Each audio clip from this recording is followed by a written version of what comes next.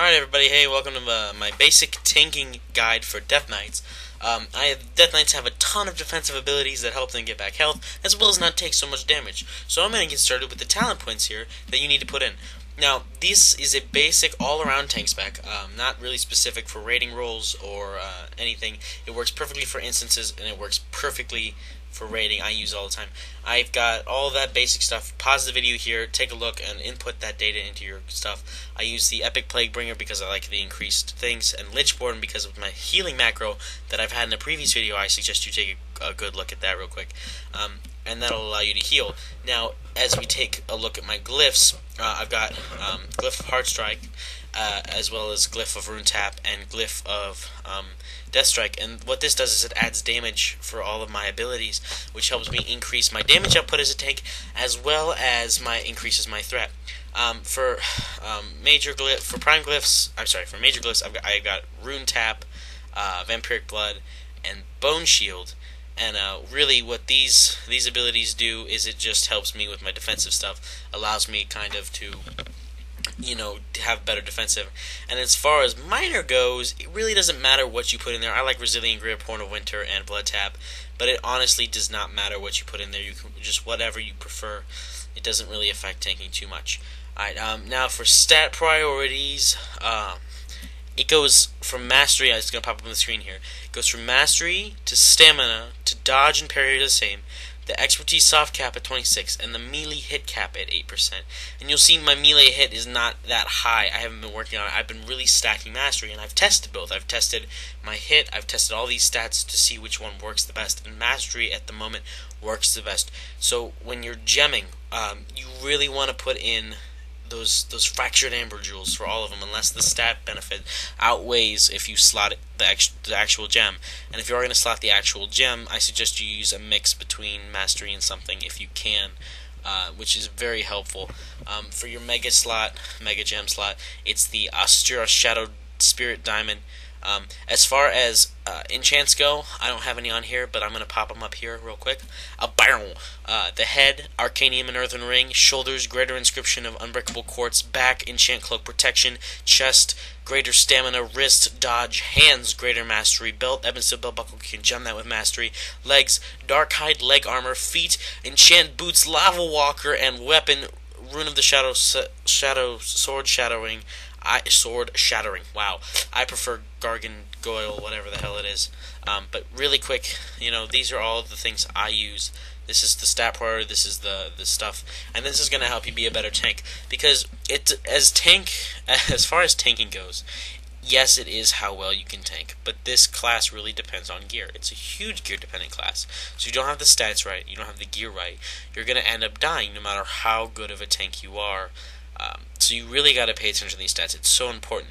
Not as much of the theory crafting and all that things. I mean, that's very good to get into. It's very good to understand. But it's not as important since this is what we're doing. Okay, so here is the quick rotation. Single target. Make sure you your blood presence on. I do it sometimes. I'm stupid. I don't put it on. Then your Bone Shield and your Horn of Winter. These are all very, very, very good cooldowns and things you need to have before you enter a fight. You're going to start on single target with a Outbreak, and then you're going to switch between Death Strike and Heart Strike and Death Strike. And Death Strike is the most important because it's going to pop that right there, which allows you to absorb damage. And as a tank, that's extremely important. It absorbs a little bit of the amount of damage you heal that hits you, and that stacks. So that can stack. But it's very important that you're hitting that Heart Strike and Rune Strike, because Rune Strike's going to build up your threat, and then Heart Strike's going to do damage when you've got Heart Runes, I can't remember what they're called, Blood Runes up, and then you're going to Rune Strike when you can. As far as AoE tank, multiple target tanking goes, I'm going to show you here in a second. I didn't really time up me talking and doing this at the same time. But your multi-tank, you're going to pop Death and Decay, and then you're going to use Outbreak, and then after you use Outbreak, you want to use Pestilence. And then with Pestilence, that's going to spread it between the targets, and then you're going to use Heart Strike and Death Strike and Heart Strike and Death Strike and Rune Strike on the targets you're at. All the while, if you're starting to lose threat, you're going to pop Blood Boil, because what's that going to do is that's going to hit all the targets and do damage based on the diseases you already have up, and that's going to help you keep threat. Now, here in a second, we're going to take a look at defensive cooldowns. One of your biggest defensive cooldowns is honestly your Death Strike. That's going to do a lot for you. But you've got Icebound Fortitude, which is damage by 50%. It reduces that much. It's very good to cooldown if you're getting hit a lot. You've got the oh god, Sword Dance guy, the sword one, the Rune Dance, and that adds parry and it also adds damage. And then you've got Anti-Magic Shield, which is extremely important on spellcasting bosses. It's going to reduce the amount of damage taken from spells by 75% up to 50% of the amount of health on your Death Knight, as well as Blood Tap. And then if you use my heal macro, which I have in a previous video, it casts Lichborn and then targets yourself and casts heals, which I screw up here and I don't actually get a heal off of myself, but it does around 50k healing on yourself, which is a huge heal for only 50 mana. I'm not 50 rune. So I mean, these are all things. I know I talked fast. I really went through this really quickly. There's a lot to know, but it's a really nice class. I love it because of the self heals and the survivability.